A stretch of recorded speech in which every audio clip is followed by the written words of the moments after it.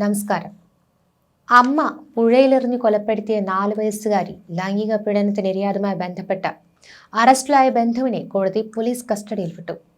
ഇന്നലെ പുലർച്ചെ മരിച്ച പിതാവിന്റെ മരണാനന്തര ചടങ്ങിൽ പങ്കെടുക്കാൻ പ്രതിക്ക് 2 മണിക്കൂർ സമയം അനുവദിച്ചു. അന്വേഷണ സംഘത്തലവൻ Puthenkurish inspector N Girish Muvattupuzha additional special കോടതിയിൽ സമർപ്പിച്ച അപേക്ഷ പരിഗണിച്ചാണ് ജഡ്ജി ജി മഹേഷ് 3 ദിവസം പോലീസ് കസ്റ്റഡി അനുവദിച്ചത്. നാളെ വൈകിട്ട് 4:30 കോടതിയിൽ ഹാജരാക്കണം. പ്രതിക്ക് വേണ്ടി അഭിഭാഷകരാരും തന്നെ ഹാജരായില്ല. പ്രതിയുടെ പിതാവ് കഴിഞ്ഞ ദിവസം പുലർച്ചെ മരിച്ചതായി പ്രോസിക്യൂഷൻ കോടതിയെ അറിയിച്ചു. സുരക്ഷാ പ്രശ്നങ്ങളില്ലെങ്കിൽ പ്രതിയെ വീട്ടിലെത്തിച്ച് മരണാനന്തര ചടങ്ങിൽ പങ്കെടുപ്പിക്കാൻ 2 മണിക്കൂർ കോടതി അനുവദിക്കുകയായിരുന്നു. കുട്ടിയെ കൊലപ്പെടുത്തിയ കേസിൽ അറസ്റ്റിലായ അമ്മയും ലൈംഗിക പീഡനത്തിന് അറസ്റ്റിലായ ബന്ധുവിനെയും ഒന്നിച്ച് ചോദ്യം ചെയ്യാനാണ് പോലീസിന്റെ നീക്കം. കുട്ടി പീഡിപ്പിക്കപ്പെട്ടത് മരണത്തിന് 20 മണിക്കൂർ മുൻപാണെന്നാണ് റിപ്പോർട്ട്.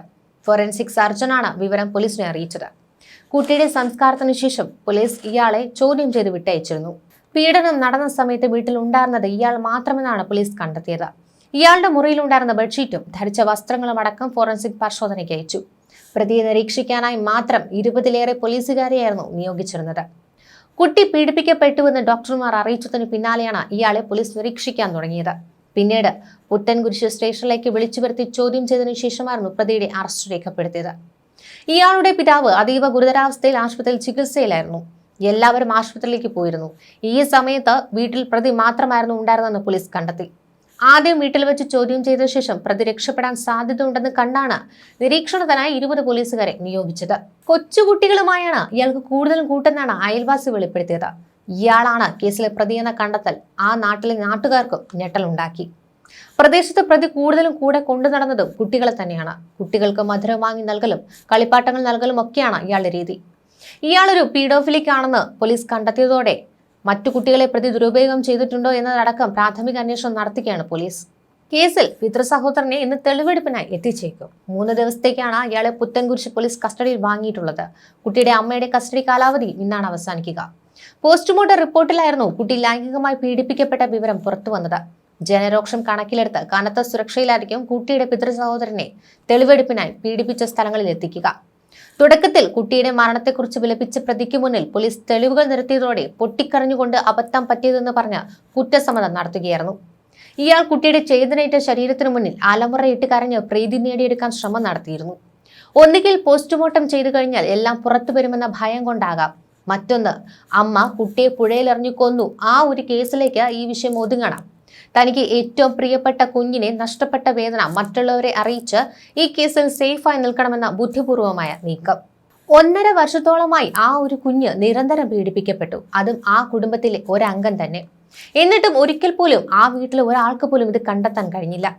അപ്പൂപ്പൻ, അമ്മുമ്മ, അച്ഛൻ, അമ്മ, ചെറിയച്ഛന്മാർ എല്ലാവരുമുള്ള ഒരു കുടുംബത്തിലാണ് ഈ ഒരു സംഭവം നടന്നതെന്ന് ഓർക്കുമ്പോൾ ഉള്ളു പിടയുന്നു. ഉറങ്ങാൻ കുട്ടിക്ക് ഇയാൾ എന്തെങ്കിലും കൊടുത്തിരിക്കാം. ഉറക്കത്തിൽ കുട്ടിയെ ഇയാൾ പീഡിപ്പിച്ചു. കുട്ടി അതായിരിക്കാം നിശബ്ദം സഹിച്ചതെന്നാണ് ചിലർ പ്രതികരിക്കുന്നത്. അമ്മയെക്കുറിച്ച് കുറ്റം പറഞ്ഞും അച്ഛന്റെ വീട്ടുകാർ അവരിൽ നിന്ന് കുഞ്ഞിനെ അകറ്റിയതാണ്. അതായിരിക്കാം അമ്മയ്ക്ക് കുഞ്ഞിനോട് ദേഷ്യം തോന്നിയത്. കുട്ടിയെ കുളിപ്പിക്കാൻ പോലും ഇയാൾ മറ്റാരെയും അനുവദിച്ചിരുന്നില്ല, പ്രത്യേകിച്ച് അമ്മയെ കൊണ്ട്. അങ്ങനെ ചെയ്താൽ ആ ശരീരത്തിലെ മുറിവുകൾ എങ്ങനെ ഉണ്ടായി എന്ന ചോദ്യം ചെയ്യൽ ഉയരുമെന്നുള്ളത് കൊണ്ട് തന്നെ കുട്ടിയെ മനഃപൂർവ്വം അമ്മയിൽ നിന്ന് അകറ്റി നിർത്താൻ ശ്രമിച്ചു. കൊച്ചുകുട്ടികളുമായാണ് ഇയാൾക്ക് കൂടുതൽ കൂട്ടെന്നാണ് അയൽവാസികളൊക്കെ തന്നെ വെളിപ്പെടുത്തുന്നത്. ഈ ഒരു സംഭവം പുറത്തു വരുമ്പോൾ തന്നെ പലപ്പോഴായി ഒരു മുൻകരുതലിന്റെ ഭാഗമായി പറഞ്ഞു പോകാറുള്ളതാണ് കുട്ടികളെ സമപ്രായക്കാരുമായി മാത്രം കൂട്ടുകൂടാൻ അനുവദിക്കുക എന്നുള്ളത്. ആൺകുട്ടികളും മുതിർന്ന ചെറുപ്പക്കാരുമായി കൂടുതൽ സമയം ചെലവഴിക്കുന്നുണ്ടെങ്കിൽ തീർച്ചയായും ശ്രദ്ധിക്കുക. ഈ കസിൻസ് അടക്കം മുതിർന്ന കുട്ടികൾ ഇളയ കുട്ടികൾ ദുരുപയോഗം ചെയ്യുന്നത് ഒരുപാട് കണ്ടുവരുന്നതാണ്. ശ്രദ്ധയുണ്ടാവണം നമ്മുടെ കുട്ടികളുടെ മേലെ. അവരുടെ സ്വഭാവത്തിലെ ശരീരത്തിലോ വരുന്ന മാറ്റങ്ങൾ കൃത്യമായി ശ്രദ്ധിക്കുക. സംശയം തോന്നിയാൽ അപ്പോൾ തന്നെ പരിശോധിക്കുക. കുഞ്ഞിനെ ആരാണ് ഉപദ്രവിച്ചെന്ന് പറയാൻ കഴിയില്ലെങ്കിൽ അത് ശാസ്ത്രീയമായോ അല്ലെങ്കിൽ കൗൺസിലിംഗ് വഴിയോ ഒക്കെ മനസ്സിലാക്കാൻ ഡോക്ടേഴ്സിനും സൈക്കോളജിസ്റ്റിനും കഴിയും.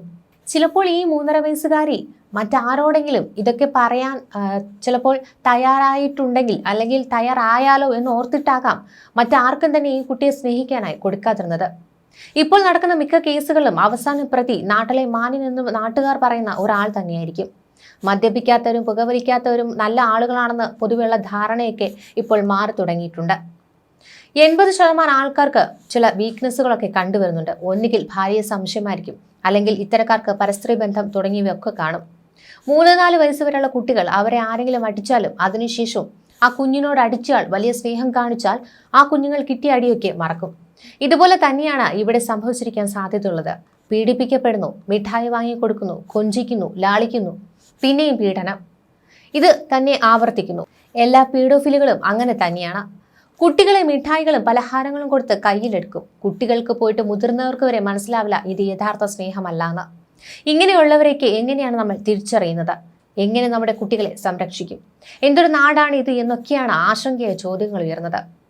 കുട്ടികളുടെ സുരക്ഷയെക്കുറിച്ചുള്ള ആശങ്കകൾ പരമപ്രധാനമായ ഇന്നത്തെ ലോകത്ത് നല്ല സ്പർശനത്തെക്കുറിച്ചും ചീത്ത സ്പർശനത്തെക്കുറിച്ചും മാതാപിതാക്കൾ കുട്ടികളെ പഠിപ്പിക്കേണ്ടത് നിർണായകമാണ്.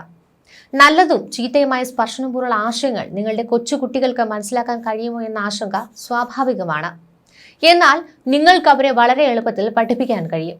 കുട്ടികൾ മുതിർന്നവരെ വിശ്വസിക്കുകയും അപരിചിതരുമായി പെട്ടെന്ന് അടുക്കുകയും ചെയ്യാം. അതിനാൽ സ്വയം എങ്ങനെ സംരക്ഷിക്കാമെന്ന് അവരെ പഠിപ്പിക്കേണ്ടത് പ്രധാനമാണ്. ഇത് കഠിനമായ സാഹചര്യങ്ങളെ ആരോഗ്യപരമായ രീതിയിൽ കൈകാര്യം ചെയ്യാൻ അവരെ സഹായിക്കുകയും അവരുടെ വ്യക്തിത്വത്തെയും ക്ഷേമത്തെയും ബാധിക്കില്ലെന്ന് ഉറപ്പാക്കുകയും ചെയ്യുന്നു. ഈ അറിവ് ഉപയോഗിച്ച് അവരെ ശക്തരാക്കുന്നതിലൂടെ അപകട സാധ്യതകൾ തിരിച്ചറിയുന്നതിനും സ്വയം പരിരക്ഷിക്കുന്നതിന് അവരെ സജ്ജരാക്കാനും കഴിയും. നിങ്ങളുടെ കുട്ടിയുമായി ഈ സെൻസിറ്റീവ് വിഷയത്തെ എങ്ങനെ സമീപിക്കാമെന്നതിനെ കുറിച്ചുള്ള ഒരു സമഗ്രമായ ഗൈഡാണിത്. ആദ്യം ശരീരഭാഗങ്ങൾ മനസ്സിലാക്കുക.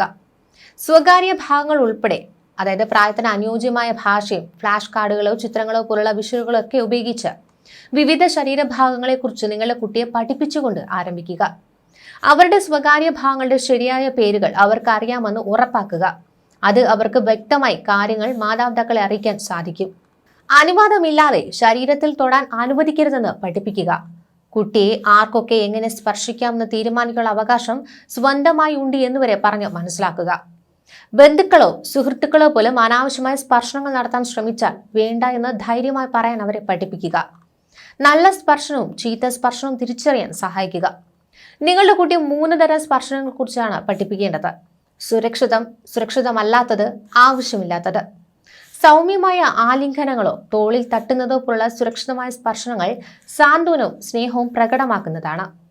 സുരക്ഷിതമല്ലാത്ത സ്പർശനങ്ങൾ തല്ലുക, തള്ളുക, ശാരീരികമായി മുറിവേൽപ്പിക്കുക എന്നിവ ഉണ്ടായാൽ മാതാപിതാക്കളെയോ വിശ്വസ്തരായ മുതിർന്ന വ്യക്തികളെയോ വേഗം അറിയിക്കണം. ആവശ്യമായ സ്പർശനങ്ങൾ അവർക്ക് അസ്വസ്ഥത ഉണ്ടാക്കുന്നതാണ്. അതിനോട് കുട്ടികൾ വേണ്ട എന്ന് ഉറപ്പിച്ചു പറയണമെന്ന് പഠിപ്പിക്കുക. ശരീര സുരക്ഷാ നിയമങ്ങൾ. ഇനി പറയുന്ന ഉൾപ്പെടെ ശരീര സുരക്ഷ സംബന്ധിച്ച് നിങ്ങളുടെ കുട്ടിയെ വ്യക്തമായ നിയമങ്ങൾ സ്ഥാപിക്കുക. സ്വന്തം ശരീരഭാഗങ്ങളിൽ മോശമായി സ്പർശിക്കാൻ ആരെയും അനുവദിക്കാൻ പാടില്ല.